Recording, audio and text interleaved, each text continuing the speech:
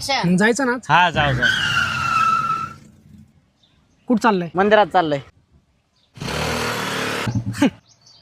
काय रे, काय झालं हसायला? खोटं बोलू राहिलाय. काय तो का म्हणा आपल्याला खोटं बोलन, आणि तुला काय वाटतं तो खोटं बोलतोय? त्याला आहेतच मोजून 4 मित्र. त्यापैकी एक जण पुण्याला कामाला गेलाय आणि आपण दोघं उपटसुंबे इथं बसलो.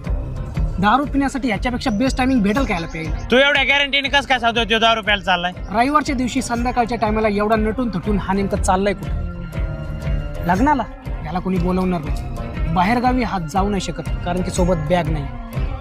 मंदिरात हात जात नाही कारण की हा नास्तिक माणूस आहे. MIDC वाल्यांचं पेमेंट होतं 5 तारखेला आणि आज 6 तारीख.